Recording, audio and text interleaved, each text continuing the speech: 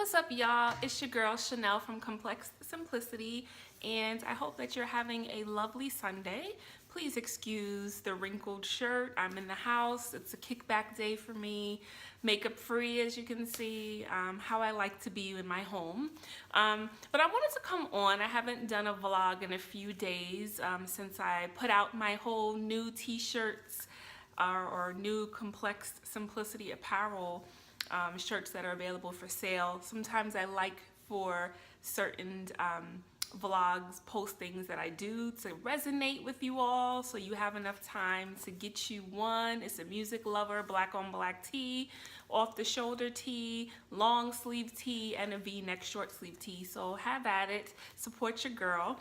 Thank you in advance. But I wanted to come on because all week, or maybe for the past week and change, I had a message on my heart that I wanted to share, or a thought at least that I wanted to share with you all.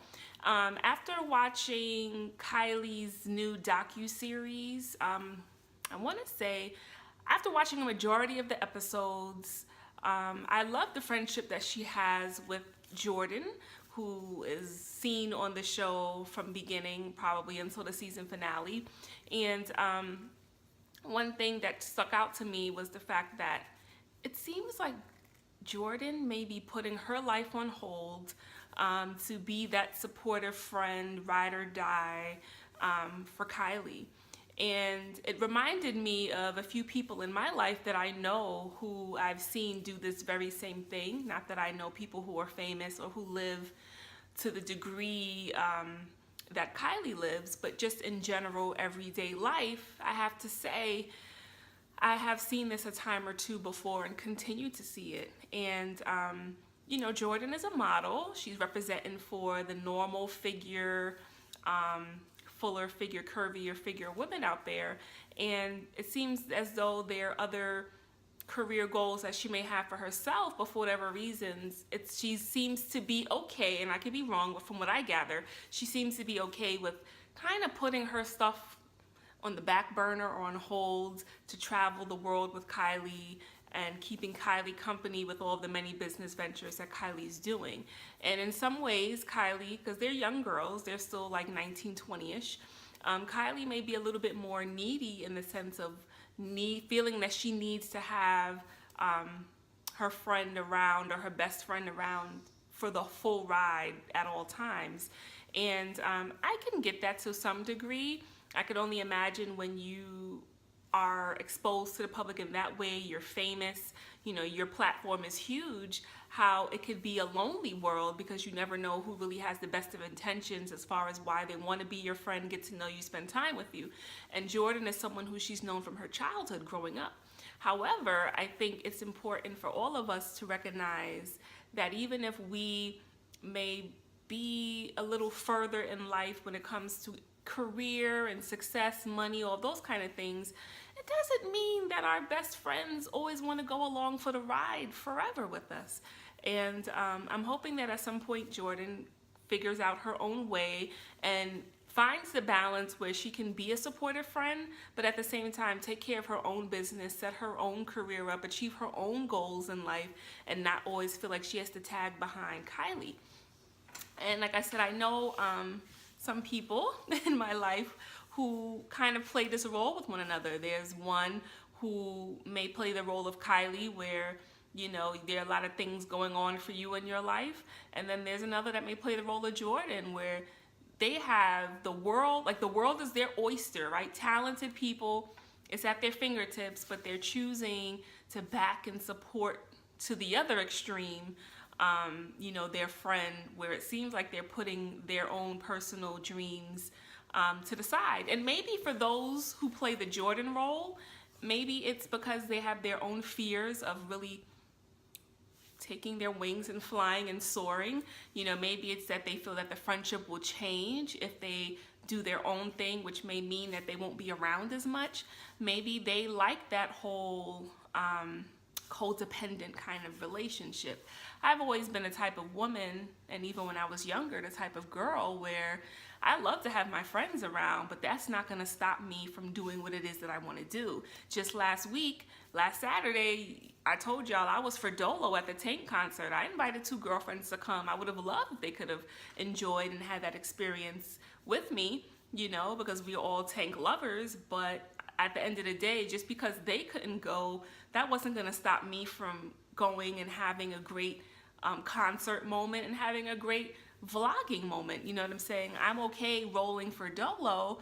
I don't need to have people with me every step of the way. Now, some people would misconstrue that and say, well, you're more of an introverted personality. I'm really not an introvert at all. But I'm an independent person, right? And so when you're more independent emotionally and physically, you're able to make moves with or without people around you.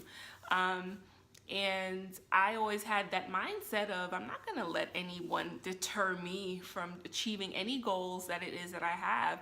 And if they feel that because I'm doing my own thing, that means I'm a bad friend, then we weren't friends to begin with. You know, that's just my perspective.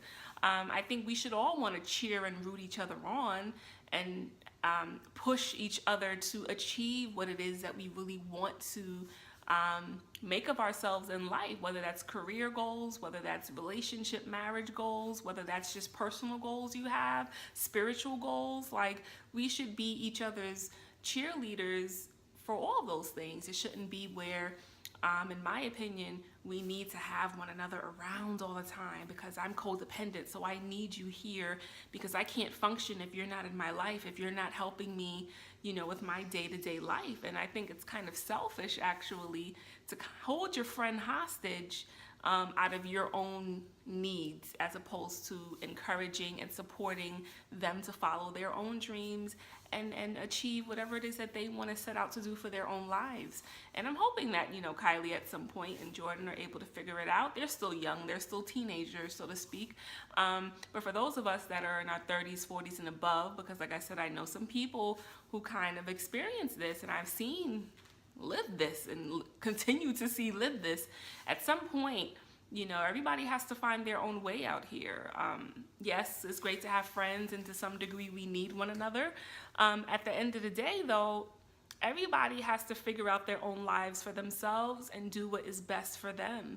And that doesn't always mean being up underneath someone because either you're afraid to spread your wings and fly, or because you feel that the friendship will change. I think we all, regardless of whether we fall in the Kylie category of it or the Jordan category, we all, I think, should be here to push each other to be our best selves and to really go for what it is we want to go for. Life is short. Quick story. So recently I reconnected with one of my good girlfriends from childhood. We kind of lost communication over the last maybe 4 or 5 years. And unfortunately her mother passed, which is what kind of brought us together recently. And so I went to the funeral, and then a couple of days later they had like a memorial barbecue for the mom. And so of course I had to go because I did a vlog a couple of days ago explaining how this particular girlfriend of mine's mother had a memorable role in my life, especially during my teenage and young adult years. And so of course, after I got off of work yesterday, I said, hell yeah, I have to go pay my respects and support my friend and her sister. And so I went, and of course, you know, reacquainting with people that I had met over the years through them. And, you know, you get a whole abundance of advice on things. You know, there were quite a few women who were of their 50s and 60s and older who were dropping jewels and knowledge and giving advice about a myriad of topics, from relationships, marriages, to career, finances, to just a bunch of things. And, you know, I'm like a sponge when I'm around older women. I feel that I like to give them an ear and hear where they're coming from. If I'm being honest, I didn't agree with all the advice that was imparted on my friend and I, you know, but I took certain things for what it was worth. And, you know, even they at the end of the day were like, listen, you got to live your own life. Life is way too short. You know, like, you have to do you out here. Now, some of the points they were making, I might not have agreed with everything. You know, I'm big on living a life of happiness, and some of these women were more like, listen, if you ain't happy on your job, boo-hoo, so what? It's paying the bills. You're there to get compensated for your services. If you're getting well compensated for your services, almost like put up and shut up and do what you need to do. I don't fully agree with that advice because I feel that life is way too short to be working a job that you're not passionate about, even if you are making buku money. For me, if I'm unhappy and I'm dreading getting up every day to go to work, that's a problem for me. You know, a lot of us will deal with it if we're getting paid good money, you know, stack your coin, try to figure out your next move. But at the same time, I think living in a space of misery and unhappiness is just so toxic and unhealthy. And I know for me, I do not want to live out my 30s, 40s, 50s, however many years God has given me on this earth in misery in any aspect of my life. I understand that there are times when we go through trials and tribulations and that every day of life will not be hunky-dory, sunshine, unicorns, and rainbows. However, I do feel like a majority of the time in life, one should feel content, at peace, and satisfied with their lives. And if you're not, then I feel we should be making the necessary adjustments to get to that point or that place. And, you know, so once again, I'm kind of wrapping it all under the same topic or point that I'm making, which is I feel like living someone else's life or living vicariously through someone else's life, or always feeling like you have to be their sidekick or their ride or die, to the point where you're not living life to the potential or to the max that you would like to. I think that after a while, you're inviting and asking to live a life that has some level of unhappiness, discontentment, if that's a word, and misery. Because remember, our friend that we're supporting and riding out with, we're helping them live their dreams. Like Jordan, Kylie's friend, is helping her live her dreams, helping her build her businesses. And then when all is said and done, what are you going to have to show for it? You may get compensated.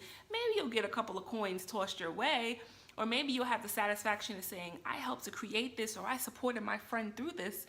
But when you look at all the things you might have wanted to do, or the personal goals you might have had for yourself, like, what do you have to say for that? What do you have to show for that? You know, so I am all about living a life of contentment, being at peace with your life and with yourself, ultimately having joy and happiness in your life, and not just, what's the word I'm looking for? Settling for, well, I'm making decent money, I hate this job, but I'll stay. Or, I don't think this is the best relationship for me, but it's better than being alone. Or, I always wanted to achieve this goal and this dream, but I'm here helping my friend in their life.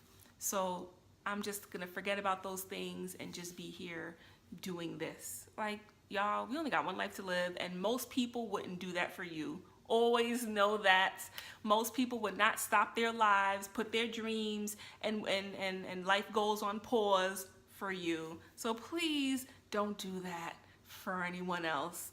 But anyway, I just wanted to share that with you. And also, speaking of reconnecting with my friend, it just reminded me that,